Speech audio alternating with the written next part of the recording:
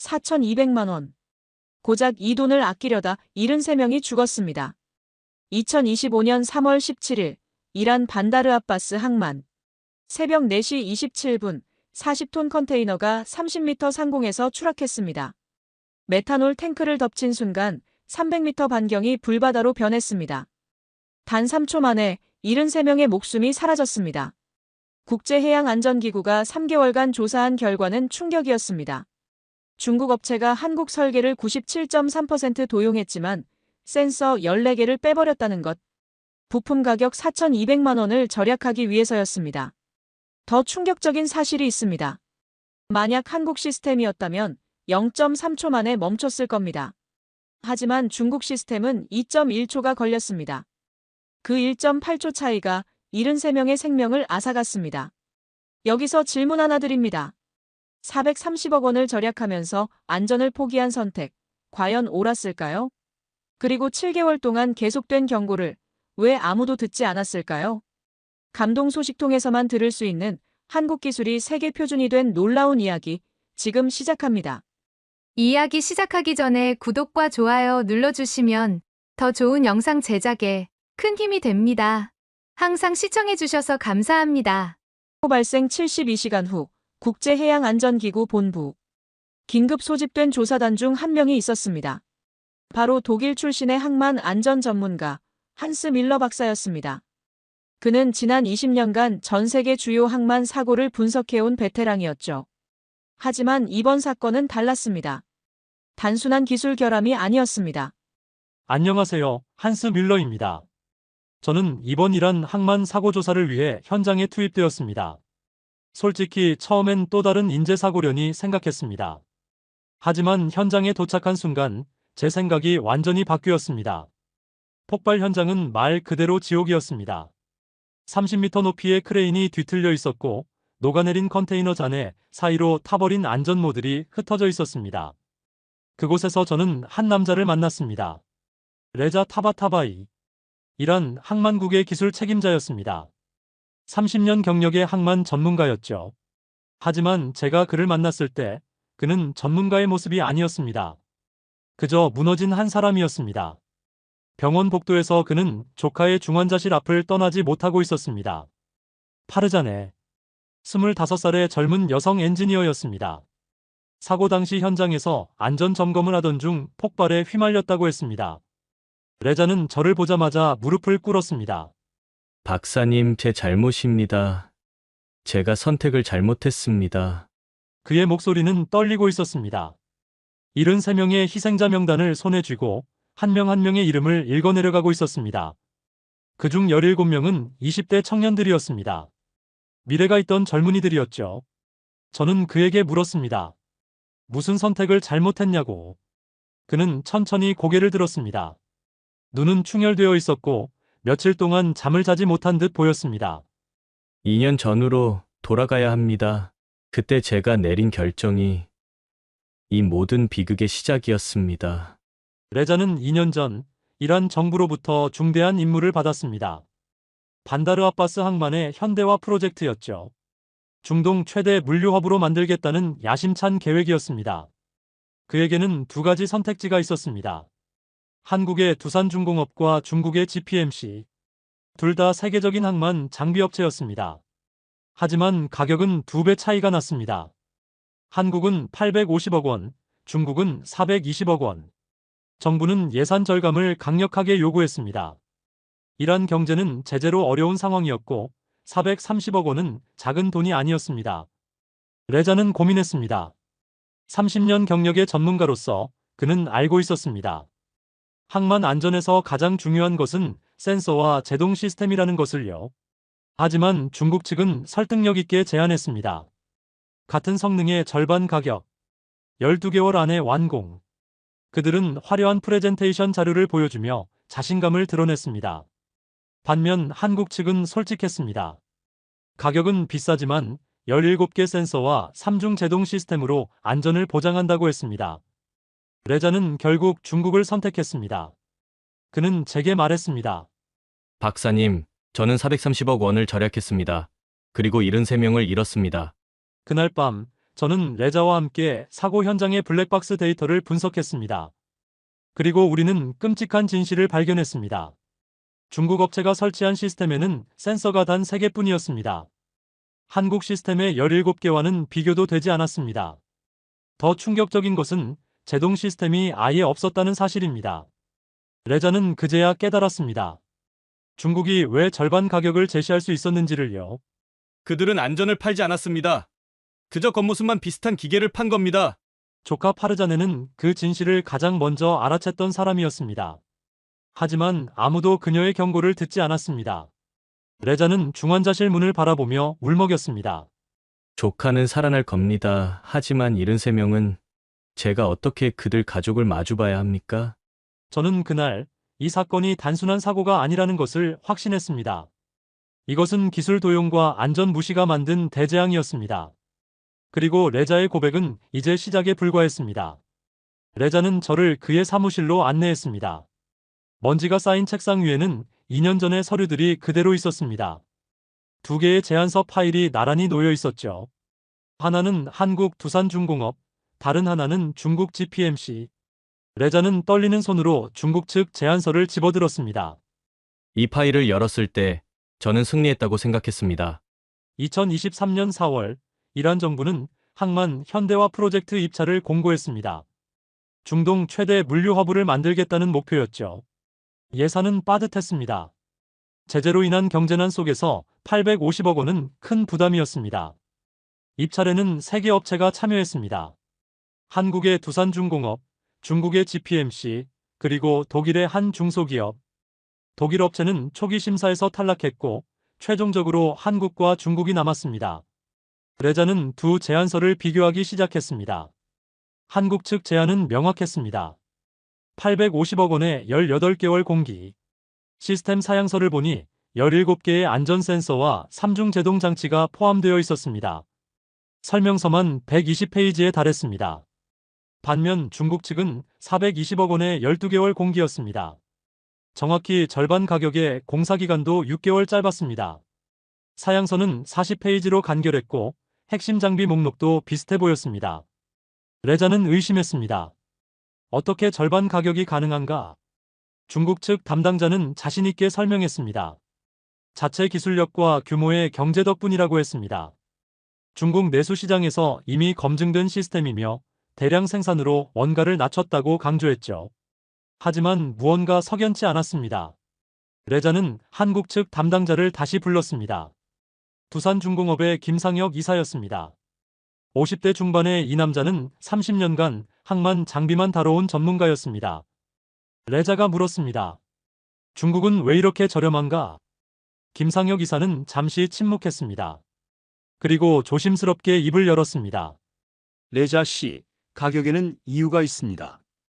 우리 시스템은 17개 센서가 실시간으로 서로를 감시합니다. 하나라도 이상 신호가 감지되면 0.3초 만에 전체 시스템이 멈춥니다. 그는 한국 시스템의 핵심을 설명했습니다. 센서 하나하나가 독립적으로 작동하면서도 서로 연결되어 있다고 했습니다. 마치 오케스트라처럼 하나의 악기에 문제가 생기면 지휘자가 즉시 알아채는 구조라고 했죠.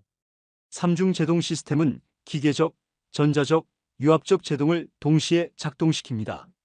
하나가 고장나도 나머지 둘이 작동합니다. 김 이사는 중국 측 사양서를 가리켰습니다. 여기엔 센서 개수가 명시되지 않았습니다. 제동 시스템도 단일 방식만 언급되어 있습니다. 레자는 반박했습니다. 중국 측도 국제안전 기준을 충족한다고 명시했다고요. 김 이사는 고개를 저었습니다. 국제 기준은 최소 요구사항입니다. 우리는 그 기준을 3배 초과합니다. 항만은 사람이 일하는 곳입니다. 최소 기준으로는 부족합니다. 하지만 레자에게는 다른 압박이 있었습니다.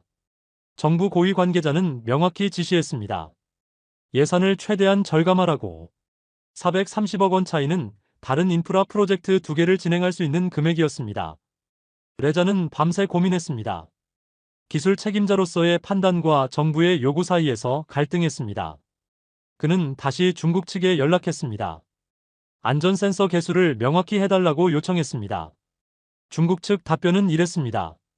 센서 개수는 충분하며 한국 시스템과 동등한 안전성을 보장한다고.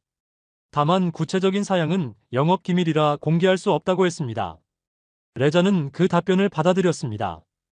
2023년 9월 계약서에 서명이 이뤄졌습니다. 중국 GPMC가 420억 원의 반다르 아바스 항만 현대화 프로젝트를 수주했습니다. 레자는 그날을 이렇게 기억했습니다. 서명하는 순간 저는 영웅이 된 기분이었습니다. 430억 원을 절약했으니까요. 계약 직후 김상혁 이사가 레자에게 마지막 인사를 했습니다. 레자 씨, 저는 이해합니다. 하지만 한 가지만 기억해 주십시오. 문제가 생기면 언제든 연락하십시오. 당시 레자는 그 말을 단순한 사교적 인사로 받아들였습니다. 하지만 지금 73명의 희생자 명단을 앞에 두고 그는 그날의 선택을 후회하고 있었습니다. 저는 레자에게 물었습니다. 공사는 언제 시작되었냐고. 2023년 11월입니다. 그리고 처음부터 이상한 징조가 있었습니다. 그의 목소리가 낮아졌습니다. 제 조카 파르자네가 가장 먼저 알아챘습니다. 하지만 저는 그 목소리를 무시했습니다. 레자의 눈에 다시 눈물이 고였습니다. 2년 전의 선택이 지금 이 순간까지 그를 괴롭히고 있었습니다. 레자는 서랍에서 낡은 노트 한 권을 꺼냈습니다. 표지에는 현장 일지 파르자네라고 적혀 있었습니다. 조카의 손글씨였죠. 페이지마다 빼곡한 기록과 스케치, 그리고 붉은 펜으로 그어진 밑줄들이 보였습니다. 2024년 1월 공사가 본격적으로 시작되었습니다. 파르자네는 이제 막 대학을 졸업한 신입 엔지니어였습니다. 테헤란 공과대학에서 기계공학을 전공했고 항만 시스템에 특별한 관심이 있었습니다. 레자는 조카를 현장 보조 엔지니어로 배치했습니다. 첫 출근 날 파르자네는 설렘으로 가득했습니다. 중동 최대 프로젝트에 참여한다는 자부심이 있었죠. 중국 측 시공팀은 총 37명이었습니다. 책임자는 왕 팀장이라는 40대 남성이었습니다. 그는 유창한 영어로 현장을 지휘했고 빠른 진행 속도를 자랑했습니다. 공사는 계획보다 앞서 나갔습니다. 불과 3개월 만에 기초 설비가 완성되었고 크레인 골조가 세워졌습니다. 하지만 파르자네는 뭔가 이상함을 느끼기 시작했습니다. 2024년 4월 중순 파르자네는 크레인 제어실 설치 현장을 점검하고 있었습니다. 설계 도면에는 센서 연결 포트가 17개 표시되어 있었습니다. 하지만 실제 설치된 제어판에는 포트가 5개뿐이었습니다. 그녀는 중국 측 기술자에게 물었습니다. 나머지 센서는 어디에 연결되느냐고. 기술자는 간단히 답했습니다. 이 시스템은 통합형이라 5개 포트면 충분하다고. 하나의 포트가 여러 센서를 관리한다고 설명했습니다. 파르자네는 그날 밤 일지에 이렇게 적었습니다. 포트 개수 불일치. 통합형이라는 설명은 기술적으로 비논리적. 각 센서는 독립적 신호 전송이 필요함. 추가 확인 필요. 다음 날 그녀는 삼촌 레자를 찾아갔습니다. 삼촌, 센서가 이상해요. 도면과 실제가 달라요. 레자는 바쁜 일정 속에서 조카의 말을 가볍게 받아들였습니다. 신입 엔지니어의 과민 반응이라고 생각했죠. 중국 측이 기술적으로 다른 방식을 사용하는 것일 거라고 안심시켰습니다. 하지만 파르자네는 포기하지 않았습니다. 5월 초 제동 시스템 설치가 시작되었습니다. 파르자네는 야간 당직을 서며 설치 과정을 지켜봤습니다. 설계도상으로는 기계식, 전자식, 유압식 3가지 제동 장치가 있어야 했습니다. 하지만 실제로는 전자식 하나만 설치되고 있었습니다. 그녀는 왕 팀장에게 직접 항의했습니다. 계약서의 사양과 다르다고 3중 제동이 필요하다고 말했습니다. 왕 팀장은 불쾌한 표정을 지었습니다. 그는 이란 측 책임자를 요구했고 레자가 현장에 왔습니다. 왕 팀장은 단호하게 말했습니다. 이 시스템은 최신 전자 제동 방식으로 기계식보다 더 우수하다고. 이란 측이 기술을 이해하지 못한다고 불만을 표시했습니다. 레자는 난처한 입장이었습니다. 공사는 이미 중반을 넘어섰고 일정 지연은 정부로부터 질책을 받을 문제였습니다. 그는 조카에게 이렇게 말했습니다. 파르자네, 중국은 자기들만의 기술 방식이 있는 거야. 우리가 모든 걸 다 알 수는 없어. 파르자네는 할 말을 잃었습니다. 일지에는 이런 기록이 남아 있었습니다. 5월 7일. 삼촌은 내 말을 듣지 않는다. 센서 3개, 제동장치 1개. 이것은 위험하다. 누군가는 알아야 한다. 6월에 들어서자 더 심각한 문제가 발견되었습니다. 파르자네는 야간 점검 중 우연히 중국 측 창고를 지나가게 되었습니다. 문이 반쯤 열려 있었고 내부에서 용접 소리가 들렸습니다. 안을 들여다본 그녀는 충격을 받았습니다. 센서 부품들이 바닥에 쌓여 있었습니다. 아직 개봉도 하지 않은 박스들이었죠. 라벨을 보니 안전 센서 세트 17개라고 적혀 있었습니다. 그녀는 즉시 사진을 찍었습니다. 그리고 다음날 증거 자료와 함께 레자를 찾아갔습니다. 하지만 레자는 이미 다른 압박에 시달리고 있었습니다. 정부 감사관이 현장을 방문했고 공사 진행률을 점검하고 있었습니다. 레자는 성공적인 프로젝트로 보고해야 했습니다. 나중에 얘기하자. 레자는 조카를 다독이며 돌려보냈습니다. 파르자네는 절망했습니다. 일지의 마지막 장에는 이런 문장이 적혀 있었습니다. 7월 2일. 아무도 듣지 않는다. 하지만 나는 포기할 수 없다. 이곳에서 일하는 사람들, 컨테이너를 나르는 노동자들, 그들의 생명이 걸려 있다. 2025년 2월 시스템 가동 테스트가 시작되었습니다. 파르자네는 매 테스트마다 현장에 있었습니다. 그녀는 비상정지 버튼 반응 속도를 측정했습니다. 한국 시스템은 0.3초라고 했는데 이 시스템은 2.1초가 걸렸습니다. 그녀는 다시 보고서를 작성했습니다. 이번에는 데이터와 비교 자료까지 첨부했습니다. 하지만 프로젝트는 이미 마무리 단계였습니다. 3월 중순 준공식이 예정되어 있었습니다. 레자는 저에게 그때를 이렇게 회상했습니다. 조카는 끝까지 싸웠습니다. 하지만 저는 편한 길을 택했습니다. 2025년 3월 17일 그날 아침 파르자네는 크레인 상부에서 최종 안전 점검을 하고 있었습니다. 그녀는 마지막까지 센서 이상을 확인하려 했습니다. 그리고 4시 27분 컨테이너 낙하 사고가 발생했습니다.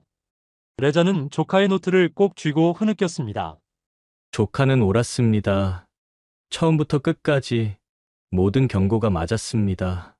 레자는 사고 당일의 CCTV 영상을 재생했습니다. 화면 속 시각은 2025년 3월 17일 새벽 4시 20분을 가리키고 있었습니다. 저는 그와 함께 7분간의 영상을 분석했습니다. 73명의 생명이 사라진 그 순간을 되돌아보는 작업이었습니다. 화면에는 5번 크레인이 보였습니다. 높이 32m의 거대한 구조물이었죠. 야간 근무 중이던 작업자 12명이 부두에서 컨테이너를 정리하고 있었습니다. 4시 22분 38초. 크레인 운전석에 있던 작업자 하산이 40톤짜리 화학 컨테이너를 들어 올리기 시작했습니다. 내용물은 메탄올 20톤. 인근 정유 공장으로 운송될 예정이었습니다. 컨테이너가 지상 15m까지 올라갔을 때였습니다. 4시 24분 2초. 제어실 모니터에 노란색 경고등이 켜졌습니다. 유압 불균형 감지라는 메시지였습니다. 하지만 시스템은 계속 작동했습니다. 크레인은 멈추지 않았습니다. 저는 레자에게 물었습니다. 이 시점에서 왜 멈추지 않았느냐고. 레자는 블랙박스 데이터를 보여주었습니다. 센서가 3개뿐이었습니다. 그중 2개는 정상 신호를 보냈습니다. 시스템은 문제 없음으로 판단했죠. 만약 한국 시스템이었다면 어땠을까요? 17개 센서 중 하나라도 이상 신호를 보내면 즉시 교차 검증이 시작됩니다. 인근 센서들이 동시에 상황을 확인하고 0.3초 안에 3중 제동이 작동합니다. 하지만 중국 시스템에는 그런 장치가 없었습니다. 4시 25분 19초. 컨테이너가 27m 높이에 도달했습니다. 이때 두 번째 경고가 발생했습니다. 와이어 장력 초과였습니다. 하산은 당황했습니다. 그는 비상정지 버튼을 눌렀습니다. 하지만 시스템 반응은 느렸습니다. 전자제동만 있던 시스템은 신호를 처리하는데 2.1초가 걸렸습니다. 그 2.1초 동안 와이어는 계속 팽팽해졌습니다. 4시 26분 51초. 왼쪽 와이어가 끊어졌습니다. 컨테이너가 한쪽으로 기울어지기 시작했습니다. 40톤의 무게가 한 방향으로 쏠렸습니다. 하산은 수동 제어를 시도했습니다. 하지만 기계식 백업 제동이 없었습니다. 유압 제동도 설치되지 않았습니다. 그는 무력하게 지켜볼 수밖에 없었습니다. 4시 27분 6초. 남은 3개의 와이어도 연달아 끊어졌습니다. 40톤 컨테이너가 자유낙하했습니다. 낙하 속도는 초당 16m. 불과 1.8초 만에 지상에 충돌했습니다. 정확히 메탄올 저장 탱크 위였습니다. 저는 영상을 멈췄습니다. 다음 장면은 너무 참혹했기 때문입니다. 레자는 데이터 분석 자료를 펼쳤습니다. 사고조사위원회가 작성한 기술 보고서였습니다. 보고서에는 충격적인 내용이 담겨 있었습니다. 센서 시스템 분석 결과 설치된 센서 총 3개, 유압 센서 1개, 와이어 장력 센서 1개, 무게 센서 1개, 17개 센서 시스템 대비 82% 누락. 제동 시스템 분석 결과 전자 제동 단일 방식, 기계식 제동 없음, 유압식 제동 없음, 반응 속도 2.1초, 한국 시스템 대비 7배 지연. 레자는 손가락으로 숫자를 짚었습니다. 0.3초입니다. 한국 시스템이었다면 0.3초 만에 멈췄을 겁니다. 그는 계산기를 두드렸습니다. 0.3초면 컨테이너는 고작 5m 낙하했을 겁니다. 와이어가 끊어지기 전에 이미 시스템이 멈췄을 겁니다. 저는 말없이 고개를 끄덕였습니다. 0.3초와 2.1초. 그 1.8초 차이가 73명의 생명을 갈랐습니다. 레자는 영상을 다시 재생했습니다. 4시 27분 8초. 컨테이너가 메탄올 탱크를 강타했습니다. 탱크 외벽이 찢어지며 메탄올 20톤이 순식간에 누출되었습니다. 4시 27분 9초. 충격으로 발생한 불꽃이 메탄올과 만났습니다. 폭발이었습니다. 첫 번째 폭발은 반경 50m를 불바다로 만들었습니다. 인근에 있던 작업자들은 즉시 쓰러졌습니다. 4시 27분 12초. 인근 화학 컨테이너 7개가 연쇄 폭발했습니다. 폭발 반경이 300m로 확대되었습니다. 화염 기둥이 80m 높이까지 치솟았습니다. 사고 발생 5초 만에 항만의 절반이 아비규환이 되었습니다. 레자는 화면을 멈췄습니다. 그의 손은 떨리고 있었습니다.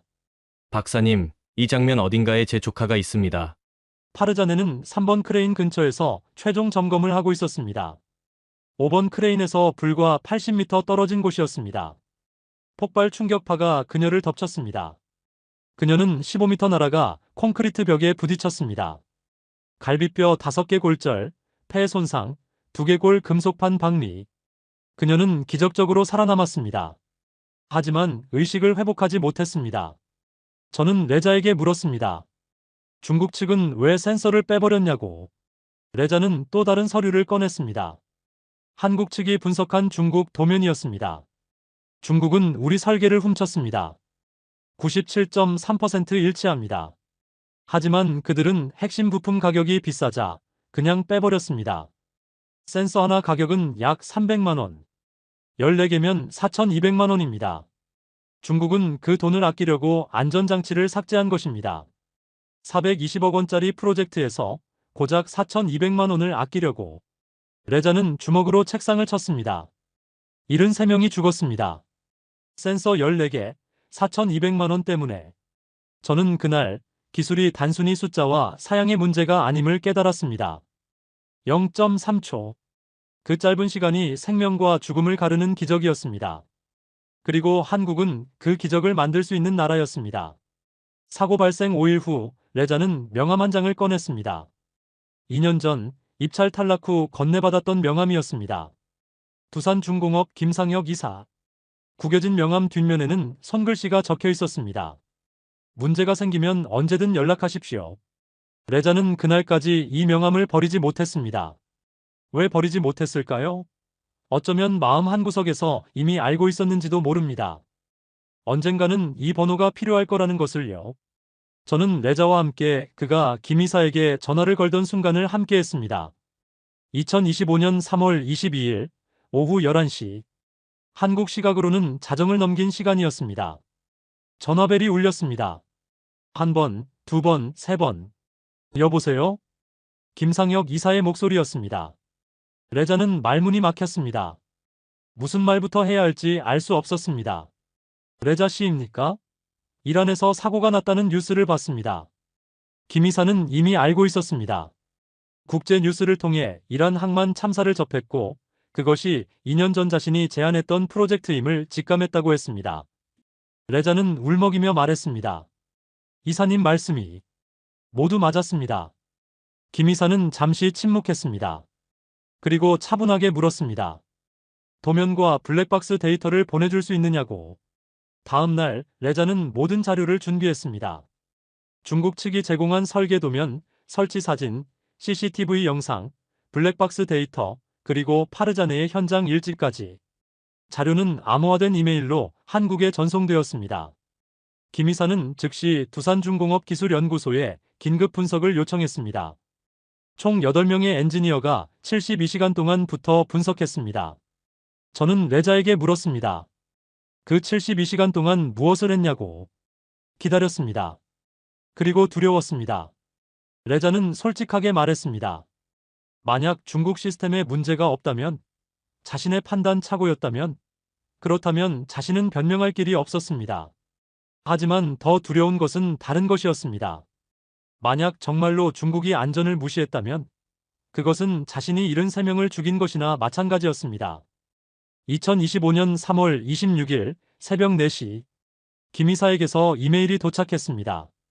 제목은 분석보고서 긴급이었습니다. 레자는 떨리는 손으로 파일을 열었습니다. 저도 옆에서 함께 화면을 봤습니다. 보고서 첫 페이지에는 2개의 도면이 나란히 놓여 있었습니다. 왼쪽은 두산중공업의 원본 설계도, 오른쪽은 중국 GPMC가 제출한 설계도였습니다. 두 도면은 놀랍도록 똑같았습니다. 크레인 구조, 제어 시스템 배치, 케이블 경로, 심지어 볼트 위치까지 일치했습니다. 보고서는 명확하게 결론을 내렸습니다. 유사도 97.3%, 독자적 설계 가능성 0.02% 미만, 의도적 복제로 판단됨. 레자는 다음 페이지를 넘겼습니다. 여기서부터는 차이점 분석이었습니다. 빨간색으로 표시된 부분들이 눈에 들어왔습니다.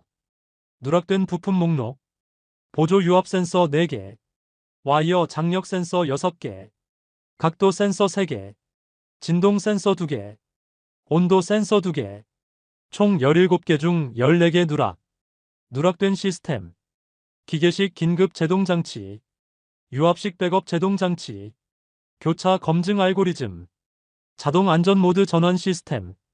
보고서는 각 누락 항목의 기능과 중요성을 설명했습니다.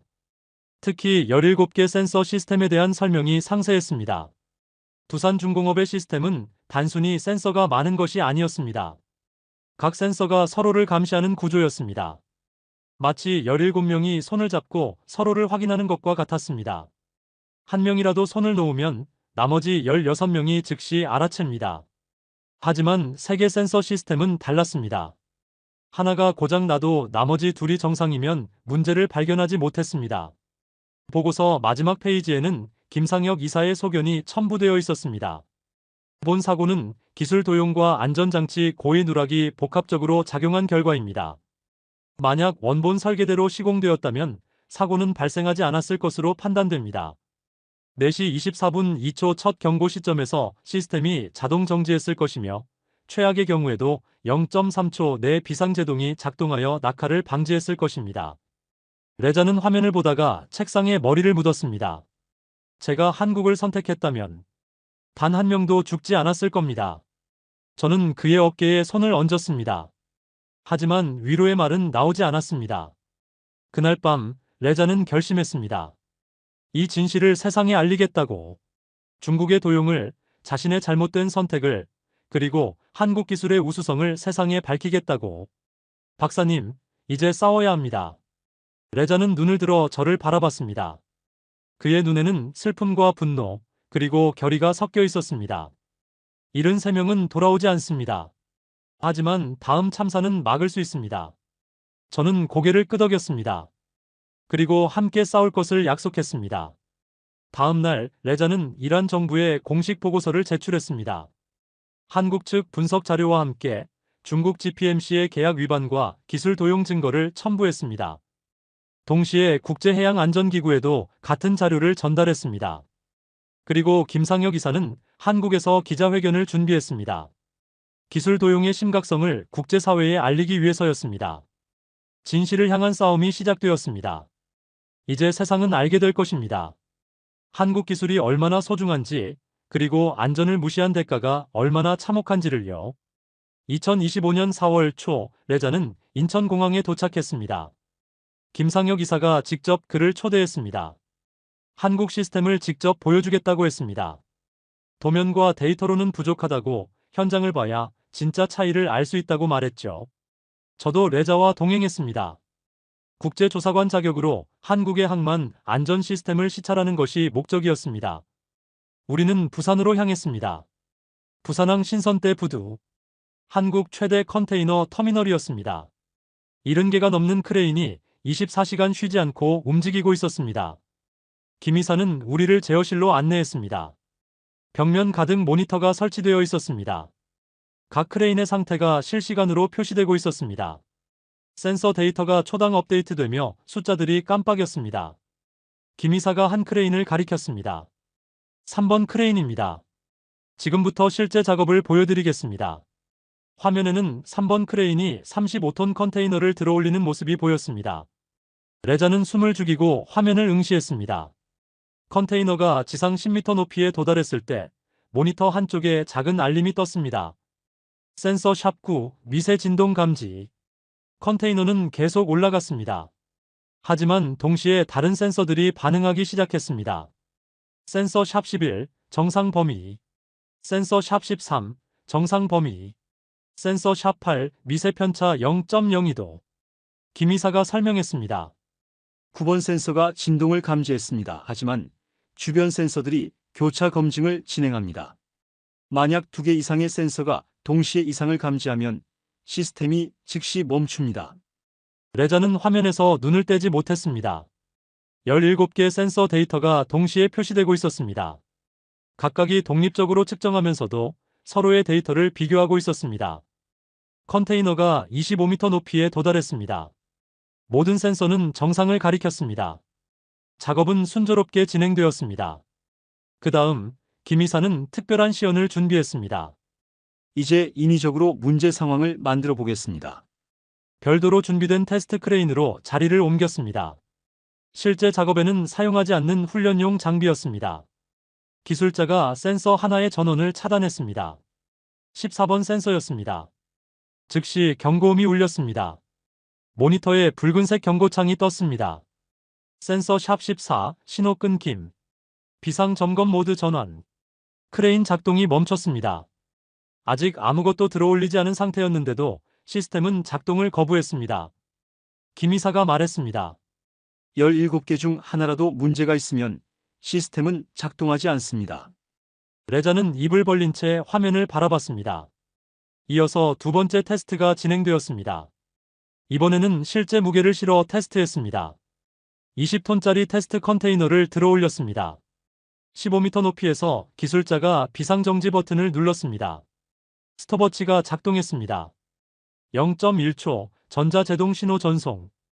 0.2초 기계식 제동 작동 시작. 0.3초 유압 제동 완료. 컨테이너가 완전히 멈췄습니다. 추가 낙하 거리는 정확히 27cm였습니다. 레자는 믿을 수 없다는 표정이었습니다. 그는 스톱워치를 확인했습니다. 0.28초. 진짜였습니다. 김 이사가 크레인으로 그를 안내했습니다. 실제 장비를 가까이서 보여주기 위해서였습니다. 크레인 상부에 올라간 레자는 센서들을 하나하나 확인했습니다. 작은 장치들이 곳곳에 부착되어 있었습니다. 와이어 연결부, 도르래, 모터, 유압 실린더마다 센서가 있었습니다. 김 이사가 센서 하나를 가리켰습니다. 이 센서 하나가 약 300만 원입니다. 17개면 5,100만 원이죠. 중국은 이 돈을 아꼈습니다. 레자는 센서를 손으로 만졌습니다. 차갑고 단단한 금속이었습니다. 이 작은 장치가 생명을 구한다는 것을 이제야 실감했습니다. 제어실로 돌아온 레자는 의자에 앉았습니다. 그의 눈에는 눈물이 고여 있었습니다. 이 시스템이 있었다면 그는 말을 잇지 못했습니다. 김 이사는 조용히 물 한 잔을 건넸습니다. 레자는 물을 마시며 진정하려 애썼습니다. 잠시 후 레자가 물었습니다. 한국은 언제부터 이런 시스템을 만들었냐고. 김 이사는 차분히 대답했습니다. 15년 전 광양항에서 작은 사고가 있었습니다. 다행히 인명피해는 없었습니다. 하지만 우리는 그때 깨달았습니다. 사고가 나고 나서는 늦다는 것을요. 한국은 그 사고 이후 5년간 연구했습니다. 전 세계 항만 사고 사례 1247건을 분석했습니다. 어떤 상황에서 사고가 나는지, 어떻게 예방할 수 있는지 연구했습니다. 그 결과가 17개 센서와 3중 제동 시스템이었습니다. 우리는 0.3초를 목표로 했습니다. 사람이 위험을 인식하는 시간이 0.5초입니다. 우리 시스템은 사람보다 빨라야 했습니다. 레자는 고개를 끄덕였습니다. 그리고 창밖을 바라봤습니다. 부산항의 크레인들이 끊임없이 움직이고 있었습니다. 수백 명의 작업자들이 그 아래에서 일하고 있었습니다. 하지만 단 한 건의 사고도 일어나지 않았습니다. 여기서는 아무도 죽지 않습니다. 레자의 목소리는 떨렸습니다. 이란에서는 73명이 죽었습니다. 저는 그의 어깨를 토닥였습니다. 레자는 얼굴을 손으로 가렸습니다. 그날 저녁 레자는 호텔방에서 조카에게 영상통화를 시도했습니다. 파르자네는 여전히 중환자실에 있었지만 이제 의식이 돌아온 상태였습니다.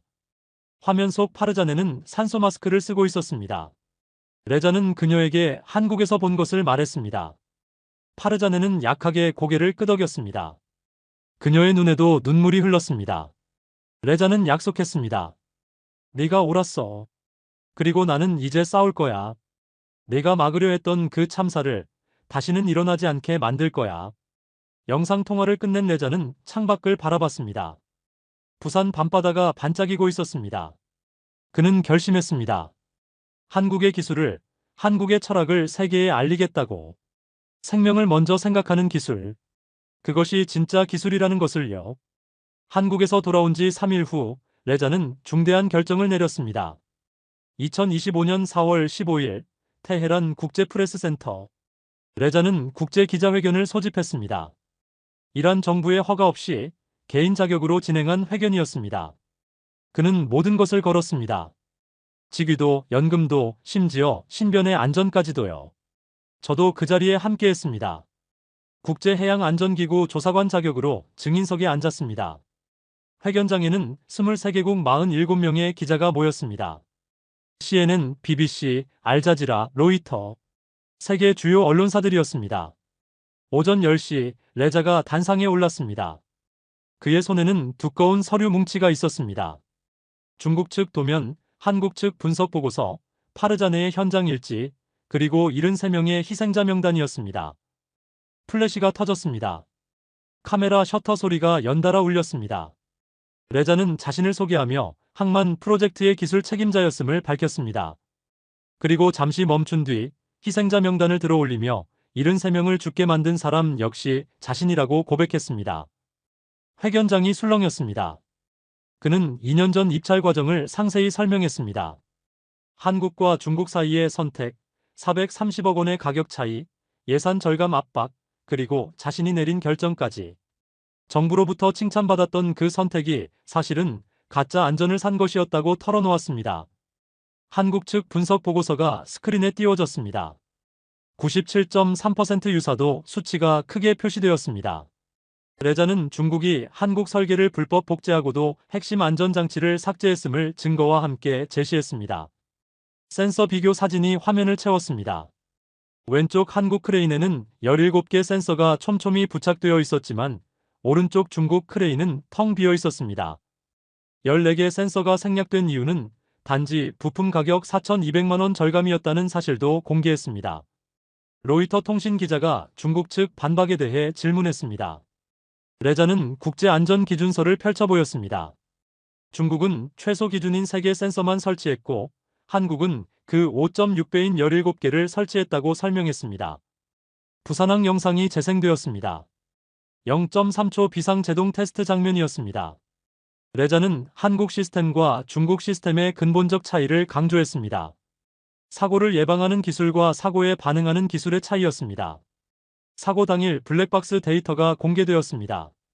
첫 경고부터 폭발까지 3분 6초. 만약 한국 시스템이었다면 첫 경고 시점에서 0.3초 만에 멈췄을 것이라는 분석이었습니다. BBC 기자가 이란 정부 책임에 대해 질문하자 레자는 정부의 예산 절감 압박을 인정하면서도 최종 결정권자는 자신이었다고 밝혔습니다. 전문가로서 거부할 수 있었음에도 하지 않았다는 고백이었습니다. 그는 파르자네의 현장 일지를 들어보였습니다. 7개월간의 경고 기록, 센서 부족과 제동장치 부재에 대한 지적들. 하지만 자신은 그 목소리를 무시했다고 털어놓았습니다. 73명 중 17명이 20대 청년이었다는 사실, 미래가 있던 젊은이들이었다는 사실도 언급했습니다. 레자의 목소리는 떨렸습니다. 회견장이 조용해졌습니다. 희생자 사진이 한 명씩 스크린에 나타났습니다. 이름, 나이, 가족 사항과 함께 하산 42세 새 아이의 아버지, 알리 28세 신혼, 메흐디 19세 대학생. 73명의 얼굴이 10분간 천천히 지나갔습니다. 그 누구도 말하지 않았습니다. 마지막 사진이 지나간 후 레자는 중대 발표를 했습니다. 저는 오늘 이란 정부와 중국 GPMC를 상대로 국제소송을 제기합니다. 소송 서류가 카메라 앞에 공개되었습니다. 기술 도용, 안전기준 위반, 과실치사 혐의였습니다. 그리고 그는 자기 자신도 형사 고발하겠다고 선언했습니다. 73명에 대한 업무상 과실치사로요. 기자들이 웅성거렸습니다. 자기 자신을 고발한다는 말에 모두가 놀랐습니다. 레자는 도망치지 않고 책임지겠지만 진실은 반드시 밝혀져야 한다고 강조했습니다. 알자지라 기자가 물었습니다. 이란 정부의 보복이 두렵지 않느냐고. 레자는 담담하게 답했습니다. 이미 73명이 죽었는데 자신이 죽는다고 더 나빠질 것은 없다고요. 회견이 끝난 후 레자는 단상에 그대로 남았습니다. 기자들이 하나둘 떠나갔지만 그는 움직이지 않았습니다. 저는 그에게 다가갔습니다. 그는 텅 빈 회견장을 바라보고 있었습니다. 박사님, 이제 시작입니다. 그의 목소리는 확고했습니다. 그날 밤 회견 영상은 전 세계로 퍼져나갔습니다. CNN은 특집 방송을 편성했습니다. 메이드 인 차이너의 어두운 그림자라는 제목이었습니다. BBC는 한국 기술과 중국 도용을 비교 분석했습니다. 생명을 구하는 0.3초라는 다큐멘터리를 제작했습니다. 이란 내부에서도 반응이 일었습니다. 테헤란 시민들이 거리로 나왔습니다. 희생자 73명의 사진을 들고 추모 행진을 했습니다. 그들은 정부의 책임을 물었습니다. 대학생들은 중국 기업 불매 운동을 시작했습니다. 안전이 없는 곳에 미래는 없다는 구호를 외쳤습니다. 국제사회도 움직였습니다. 국제해양안전기구는 긴급 이사회를 소집했습니다. 항만 안전기준 전면 재검토가 의제로 올랐습니다. 유럽연합은 중국산 항만 장비에 대한 안전감사를 발표했습니다. 그리고 한국 정부는 조용히 움직였습니다. 두산중공업에 국제안전인증 지원을 약속했습니다. 한국 기술을 세계 표준으로 만들겠다는 목표였습니다. 레자는 호텔방에서 뉴스를 보고 있었습니다. 세계가 움직이기 시작했습니다. 그는 창밖을 바라봤습니다.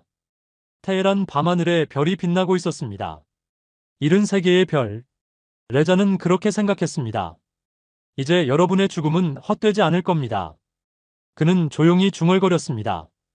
2025년 6월 12일 스위스 제네바 국제해양안전기구 본부에 87개국 대표단이 모였습니다.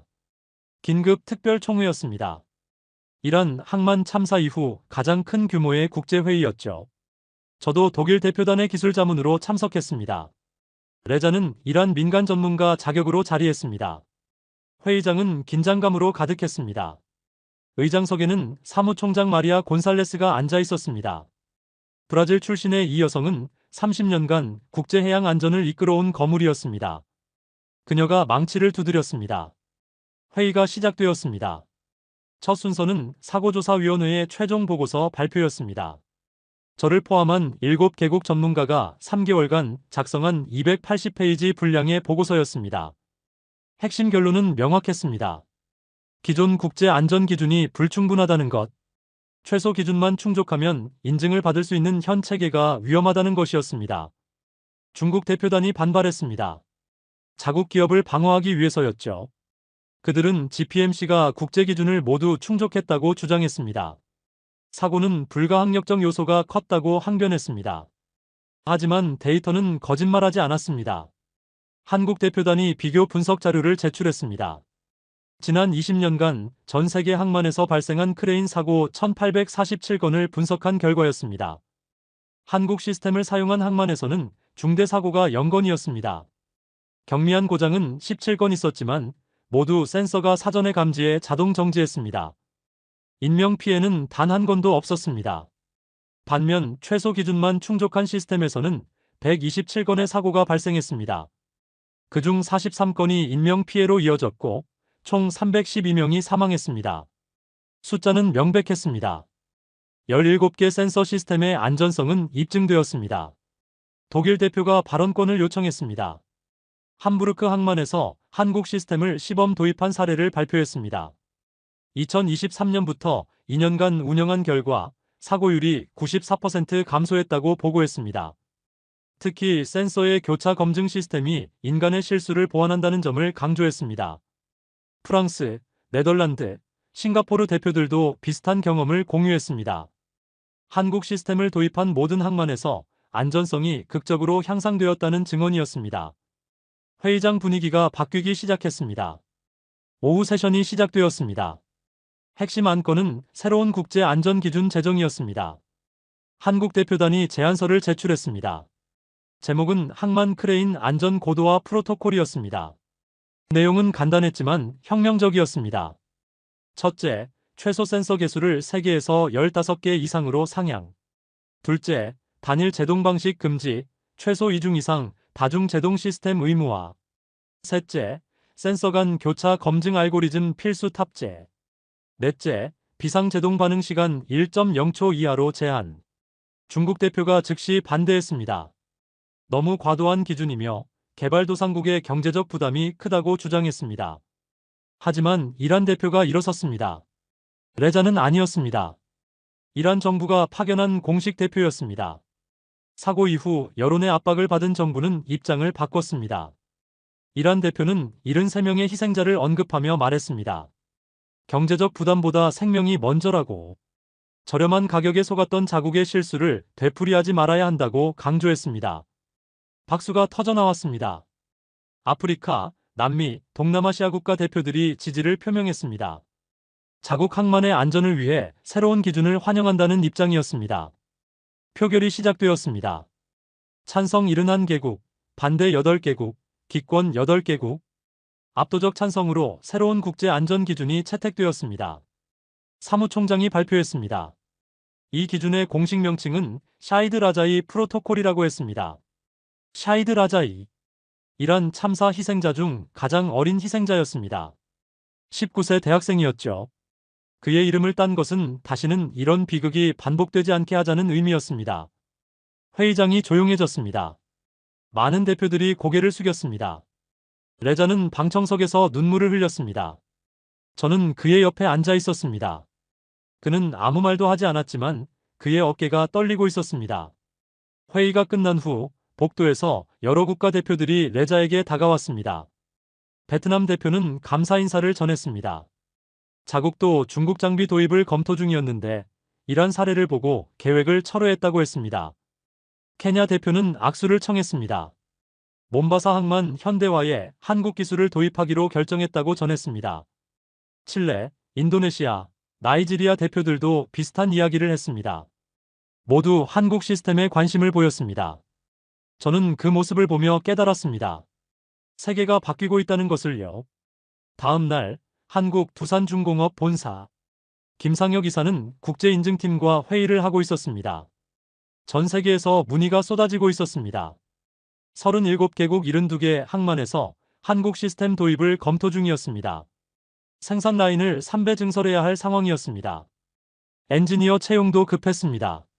하지만 김 이사는 조심스러웠습니다. 품질을 타협하면 안 됩니다. 우리가 이긴 이유는 안전이었습니다. 그는 직원들에게 당부했습니다. 물량에 쫓겨 품질을 낮추지 말라고. 한국 기술의 신뢰를 지키는 것이 가장 중요하다고 강조했습니다. 그날 저녁 레자는 병원에 있었습니다. 파르자네의 병실이었습니다. 그녀는 이제 휠체어에 앉을 수 있을 정도로 회복되었습니다. 완전한 회복까지는 아직 멀었지만 생명은 건졌습니다. 레자는 조카에게 제네바 회의 결과를 전했습니다.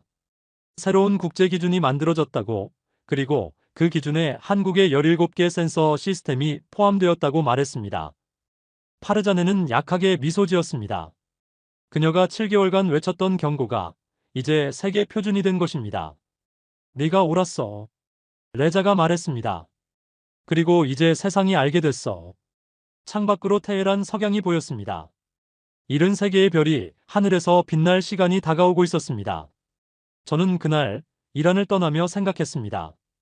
기술은 숫자가 아니라는 것을, 센서 17개와 세계의 차이는 단순히 14개가 아니라는 것을, 그것은 생명과 죽음의 차이였다는 것을요. 그리고 한국은 그 차이를 만들어낸 나라였습니다. 세계가 놀랐습니다. 한국만이 해낸 기적이었습니다. 0.3초 안에 생명을 구하는 기술. 그것이 이제 세계의 표준이 되었습니다. 2025년 9월 반다르 아바스 항만. 폭발 현장이었던 그곳에 새로운 크레인이 서 있었습니다. 한국산 크레인이었습니다. 두산중공업의 최신 모델이었죠. 높이 35m, 17개의 센서가 정교하게 부착되어 있었습니다. 레자는 크레인 앞에 서서 한참을 올려다봤습니다. 6개월 전 이곳에서 73명이 죽었습니다. 하지만 이제 이곳은 달랐습니다. 저도 그 옆에 서 있었습니다. 마지막 시차를 위해 다시 이란을 찾았습니다. 크레인 옆에는 작은 건물이 새로 지어져 있었습니다. 파르잔의 안전교육센터라는 간판이 걸려 있었습니다. 레자의 조카 이름이었습니다. 그녀는 아직 재활 치료 중이었지만 다시 걸을 수 있게 되었습니다. 완전한 회복은 시간이 더 필요했지만 기적이었습니다. 교육센터 앞 벽면에는 73개의 이름이 새겨져 있었습니다. 희생자들의 명단이었습니다. 하산, 알리 메흐디. 그리고 가장 위에는 샤이드 라자이의 이름이 있었습니다. 매일 아침 작업자들은 이 벽 앞에서 묵념했습니다. 그리고 안전교육센터에서 교육을 받은 후 작업에 투입되었습니다. 교육 내용은 간단했습니다. 17개 센서의 의미, 3중 제동 시스템의 작동 원리, 그리고 0.3초가 생명을 구하는 이유. 레자는 매주 월요일 직접 교육을 맡았습니다. 더 이상 항만국 책임자는 아니었습니다. 사임했습니다. 하지만 자원봉사자로 이곳에 남았습니다.